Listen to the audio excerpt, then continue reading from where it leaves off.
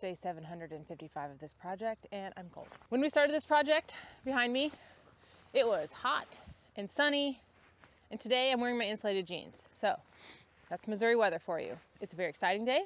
They've all been pretty exciting, I'm not gonna lie. We're mulching. Today we're mulching, we're planting. I'm gonna go around the different flower beds and see what I can find as far as little seedlings that are popping up here and there that I don't quite need, thin out what I can. And then I also bought some new plants. I have a bunch coming in that I ordered, but they're not gonna be here yet. That'll be mid-April. Things that I have ordered so far, we have a redbud, we have a purple leaf plum, lavender, and a hardy rosemary. Things I'm planting in here are going to be either plants that I absolutely love or plants that are native, because this is going to be a very tough environment. It is full sun right here, southwest. There's no shade. It's free draining. There's bluff, and it's on rocks, tiered garden behind me. So the plants are going to have to be tough and hardy, or I absolutely love them and I'll baby them. The ones that are going to be tough, the eastern redbud, that's a very tough one. Lavender we have here, that's a very tough one. The ones that I might have to baby a little bit more are going to be the purple leaf plum. I just think it's a very pretty tree. My father-in-law has one and I love it every spring. The rosemary, that is a hardy ARP rosemary, and I've grown it before and it died. I don't think it had enough free draining soil. It was pretty, we have clay here, so it was very moist soil, and it stayed that way, and it died over the winter. So we're gonna try it here. This is going to be very warm next to the rocks over here. I'll show you in a little bit. It's going to be very warm next to them. And it's also free draining. So I hope it makes it, I hope it likes it, and we'll mulch it heavily in the winter and see what it does. This plant right here is called a CandyTuft. It has another name. It likes free draining soil. I have it in a place in the front of the house that I'll show you that it does wonderfully. This one does not. This is pretty heavy clay here. So this electric goes the other way, so don't worry about me digging it.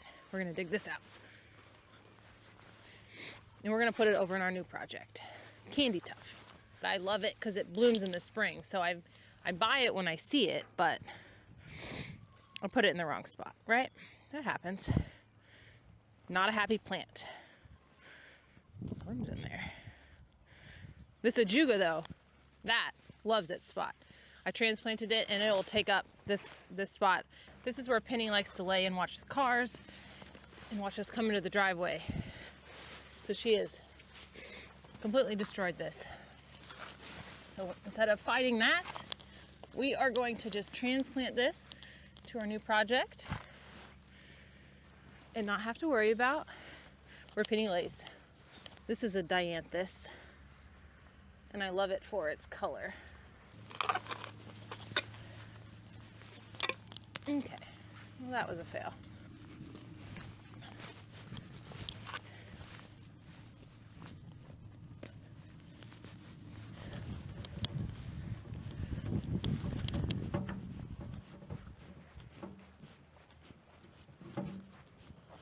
All right.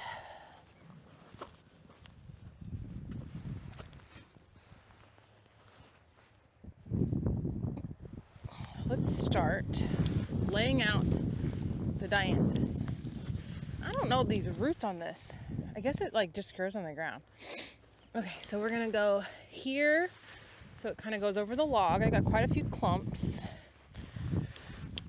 I hope they transplant. They have like non-existent roots, so I'm not sure. Ooh, maybe right. Kind of tucked in here with that one.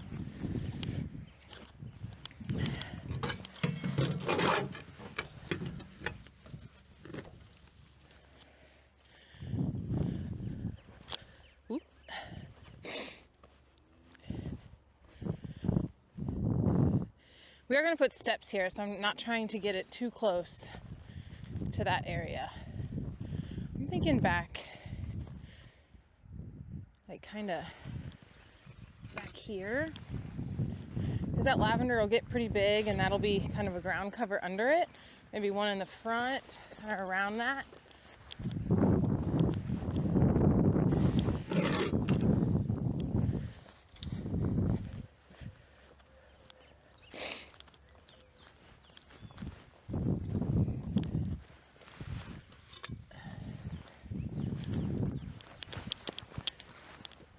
If those could drape down over that log and kind of, that would be Beautiful, beautiful.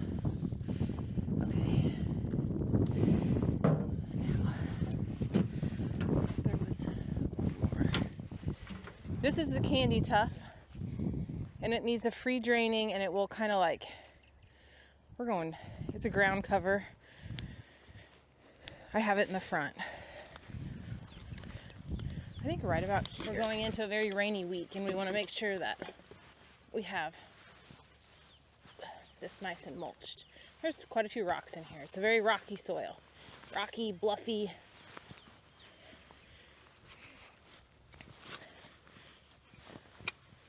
Okay. Beautiful. Now all the Dianthis. This Dianthis blooms a fuchsia pink color. It's absolutely gorgeous. I don't know what kind it is. I didn't plant it. My parents did. In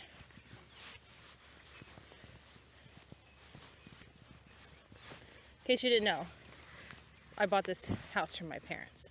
So when I talk about the previous owners doing weird things, it's my mom and dad. So I can talk about them.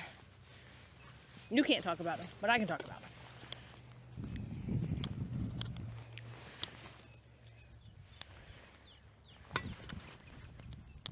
I don't know much about Dianthis, but like the roots of this stuff just fall off. It's very shallow rooted. My mulch is here. This tree here is a redbud. We're going to be planting it right here, as long as I don't hit any big rocks.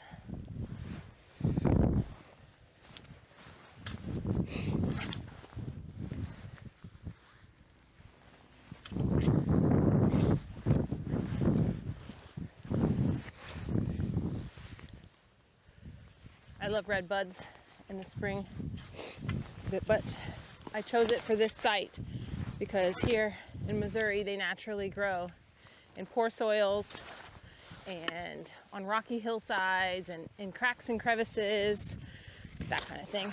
So I thought it was a perfect fit for here. I also want to plant a persimmon tree because that has the same effect, but Chad's not into persimmon tree at the moment, so we're just gonna have to plant one and be like, whoops, how'd that get there?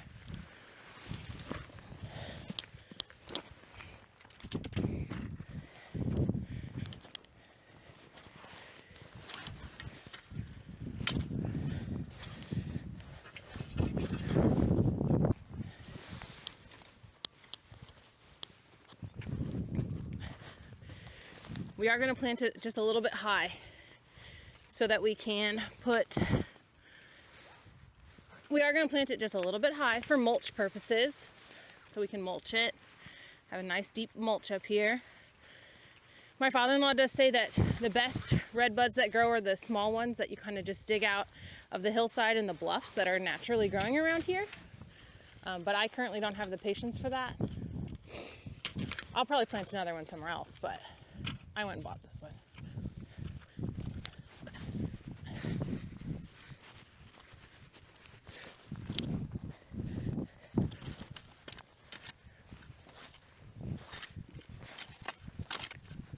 The base of this tree is right at soil level. When I mulch here in a little while, I'll make sure not to get right up on that tree. The next tree we're planting is this flowering purple plum. Now, the flowering purple plum does not meet my native hardy requirements, so we are putting it up here closest to the most soil and also closest to the patio. I can keep it nice and watered. This tree is Penny. You're just stepping on my new stuff. Get out, out. Penny, out. This tree is absolutely beautiful in the spring, and my father-in-law has one, as I said before, and I love it, so I want to plant one. And I think right in this spot, the purple foliage is just going to be beautiful. I'm going to try to stay as native as possible, or things that like drought conditions, and also plants that I love.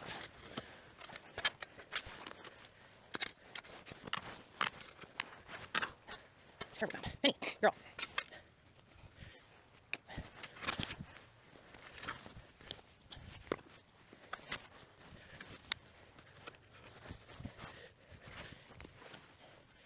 Well, that's kind of odd. What is that? That's a blackberry cane. That's weird.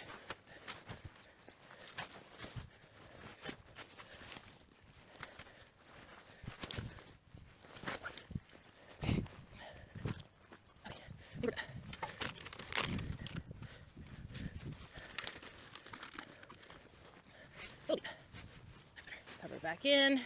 Our next step is to water everything and then get to mulching.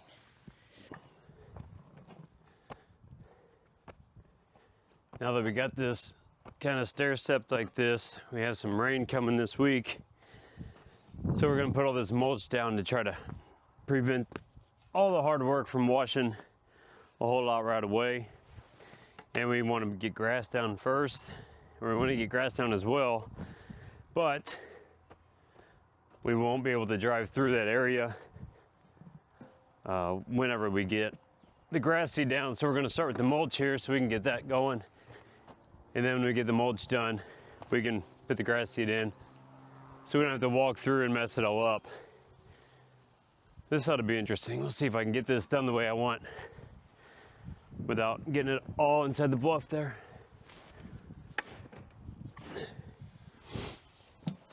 And I need to be cautious of all the plants my wife just planted without running them over.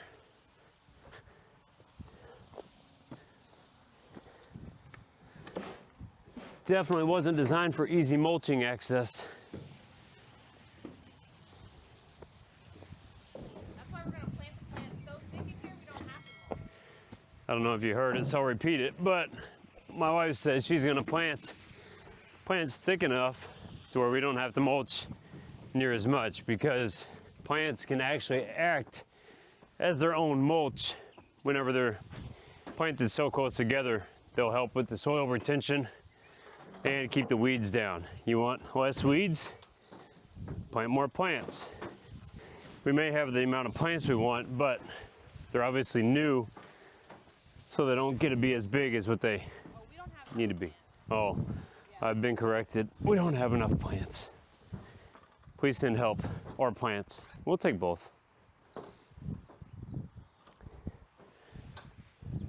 I asked the guy this morning that was filling this up with mulch how much he charges to unload the mulch for me. He laughed at me and didn't really say that was an option. Oh, that worked out okay. Don't cover up my lavender. Oh, I know, I see your lavender.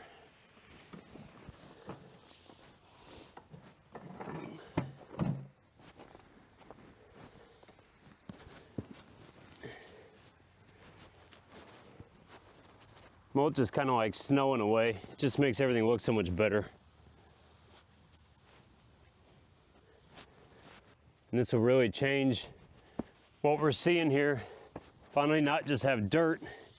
You'll see the mulch and you'll kind of get an idea on exactly how we're trying to plant this. What's supposed to be rock, what's supposed to be dirt, and then what's supposed to be mulch.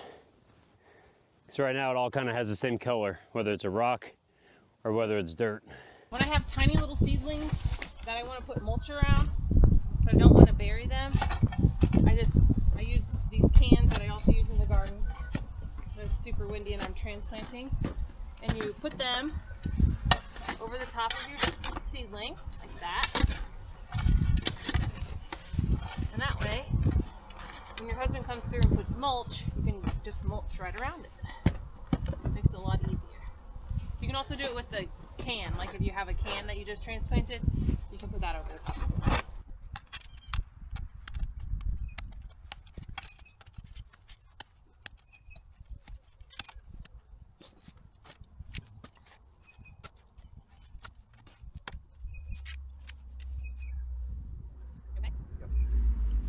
You could put it like, there is a plant planted right here, but if you could put it on the, go up the next level. You see what I'm asking? Okay.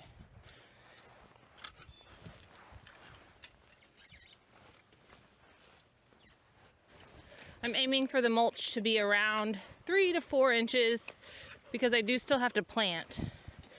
If this was a walkway, it'd probably be closer to 4 to 6 inches, but it's not.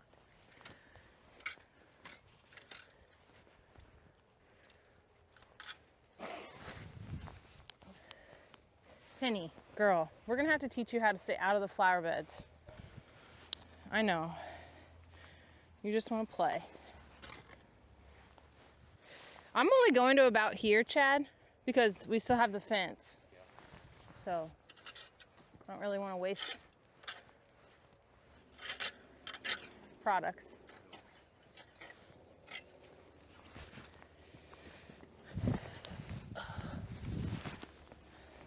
You going right here where I'm at? Right there? Okay. There is one right there. Here, let me put a thing around it. Yeah, she's loving it. Okay. There you go.